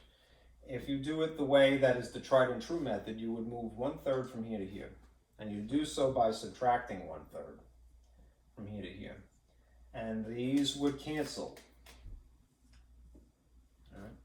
But when you get to this point, you could use a calculator because you have one. You would have to, before you add these or subtract these, you would have to upgrade them to a common denominator, which in the case of 4 and 3 would be 12. 3 times 4 would be 12, so 1 times 4 would be -4. 4 times 3 would be 12, so 3 times 3 would be 9. And then you would subtract 9 minus 4, and you would get, let's see, 5 over 12. Meanwhile, there would be this 2/3 here with an x attached to it. In this case, when you could do this piecemeal, that is, you can multiply by 3 first, then divide by 2, or do the two things at the same time, which is to multiply by the reciprocal.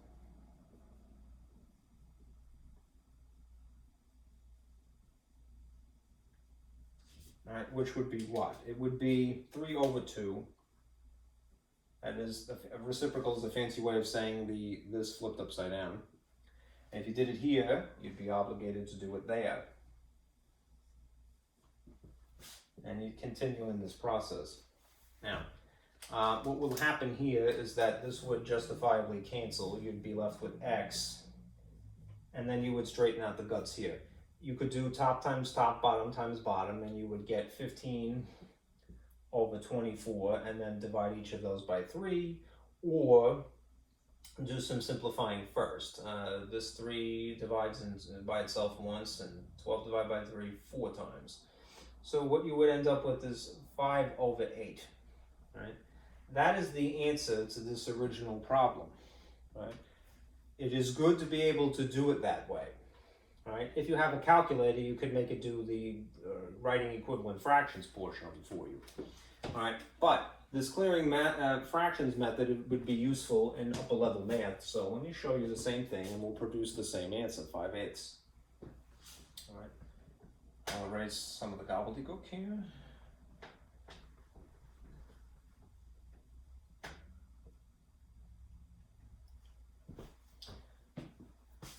This is 1/3 to put it back. If you take into consideration that the denominators are 3 and 4, and we want to change the appearance of this to write an equivalent equation, something that looks different but produces the same answer, then we would multiply by the lowest common denominator. The lowest common denominator is the least common multiple of the denominators. If the denominators are 3 and 4, then we would multiply everything by 12. Right? That is, you multiply this by 12, you multiply this by 12, and you multiply this by 12. The result is that the denominators will be canceled, and you'll be left with an equivalent, something that looks different, but it produces the same answer. So, in this case, 2/3 times 12, 3 would cancel, and that would be 4 times that would be 8x as a result of this. All right, why 8? Because 3 divided by itself is 1, 12 divided by 3 is 4. The leftover 4 would be multiplied by 2, so it would be 8x. This 3 would cancel once again, and you'd be left with 4, but the 4 in this case would be multiplied by 1, so you'd have plus 4 here. All right. Over here, 12 times 3/4 cancels this, and then you'd have 3 left over, and this would be 3 times 3, which would be 9. And now you have this equivalent, looks different, but produces the same answer equation. And then you go through the motions as you would before. All right, move the 4 from here to here via subtraction. This cancels. 8x is equal to 5 divided by 8, and you get 5/8 again. Okay. It takes a little getting used to. Being able to find the lowest common denominator is not always easy, but it's nice to have this as a shortcut, right? All right, so kind of reserve that, right? There's more than one way to do things in math, is often the case. The example of clearing decimals is essentially the same idea. You're going to distribute something to each of the contents of the equation, but it'll be some power of 10. It'll be either 10 to the first, 10 to the second, 10 to the third, or bigger. And that will move a decimal point. So here's this example. If you had, let's see,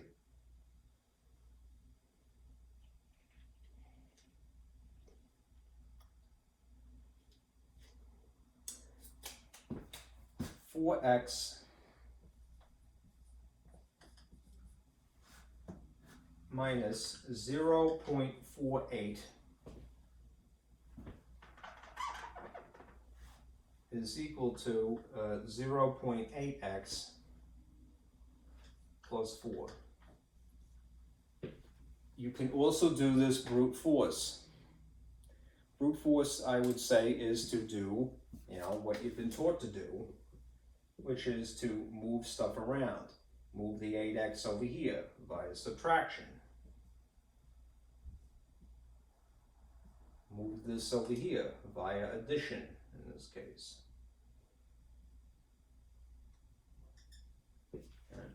There would be a cancellation in this case. There would be a cancellation in this case.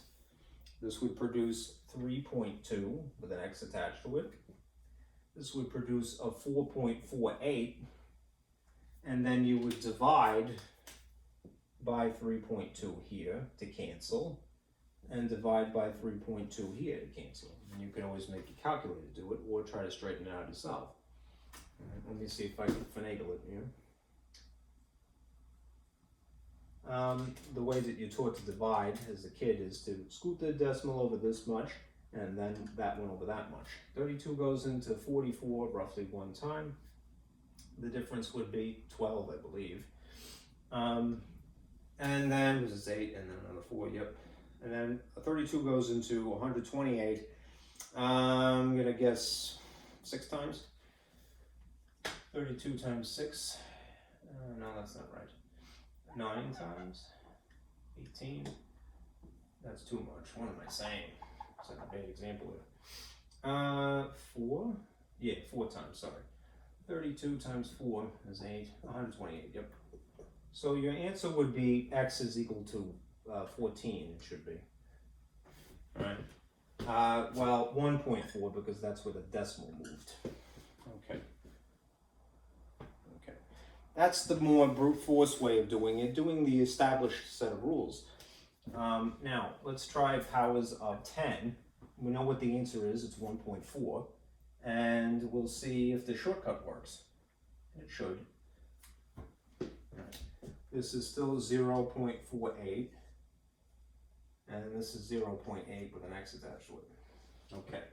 Now, we have our choice of multiplying by 10, multiplying by 100, multiplying by 1,000, and we will decide based upon what is the worst case scenario. That has 2 decimal places to make this a whole number.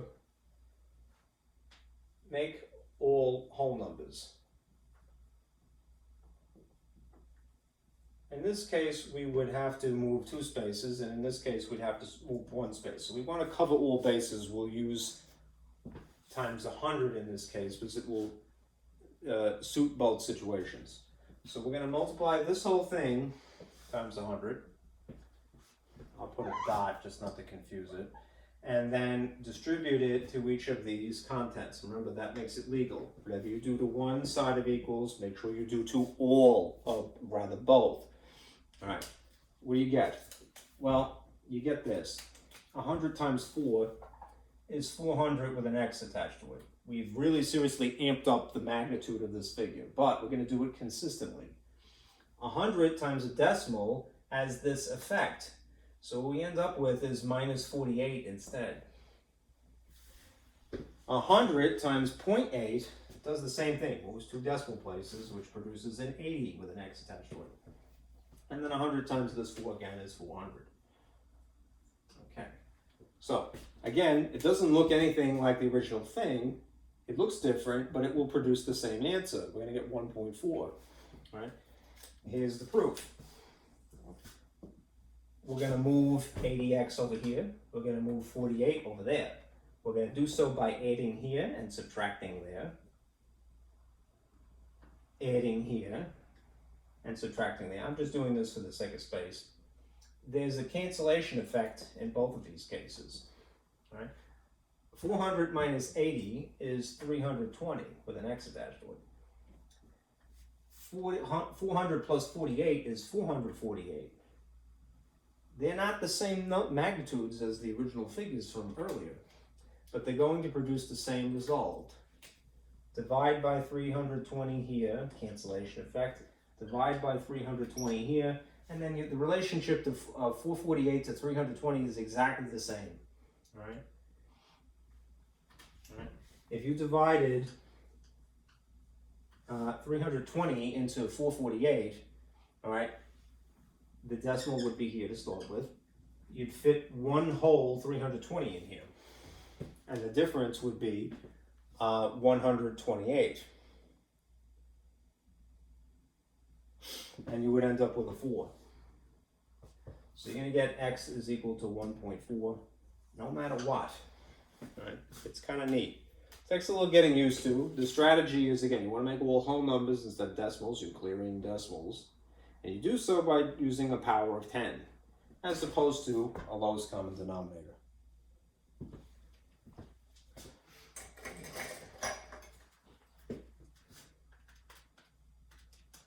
Yep. Okay. Now, here's the last thing. And it's just a summary of possible solutions you might see. And then I'll stop.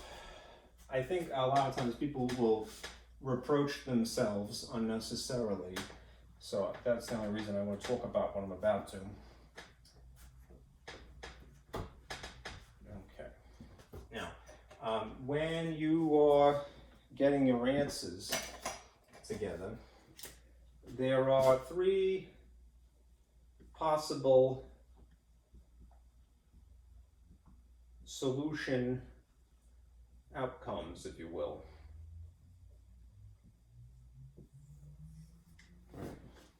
There's more or less the normal situation.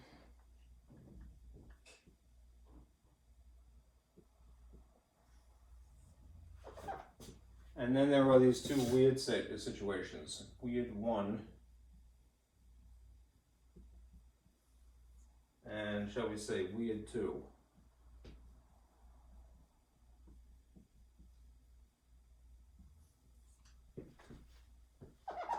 All right. The normal situation is that pretty much everything goes according to plan.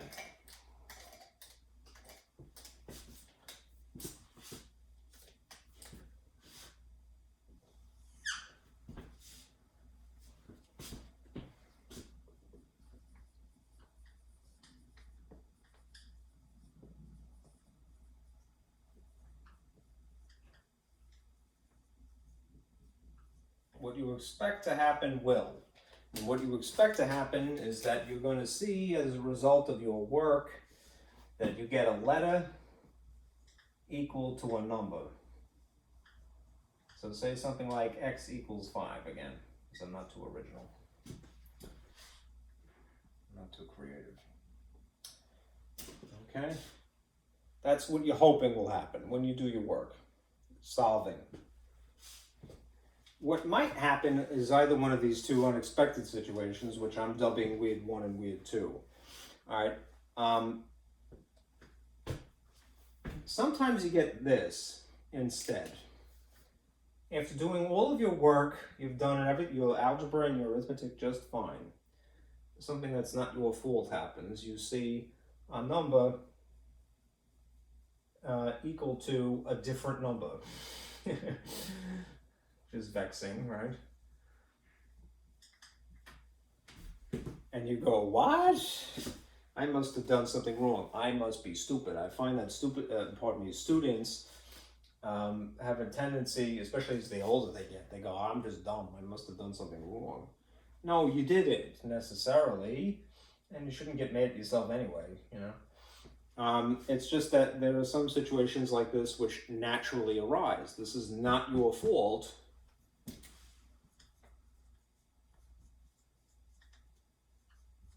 Just beware of them. Here's an example of number 2 equals -9. All right, you weren't expecting that. You were expecting a letter and then some number on the opposite side. But sometimes the way things work out, you get something like this. All right. The other situation that is weird and also not your fault is this. All right, where what you see is a number equals itself, right? And again, you might go, what? What did I do? All right, not necessarily your fault. Let's just say something like 7 equals 7, right? Or even x equals x, right? Or 0 equals 0, something like that. A letter equals itself is another possibility. It doesn't mean you did something wrong. It's just that it happens to be this scenario. All right, now, there are names for these, all right?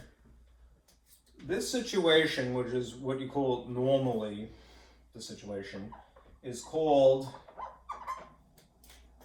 conditional. It's what you're hoping will happen. This situation, which is you get something that's totally not true, it's not correct, is called a contradiction.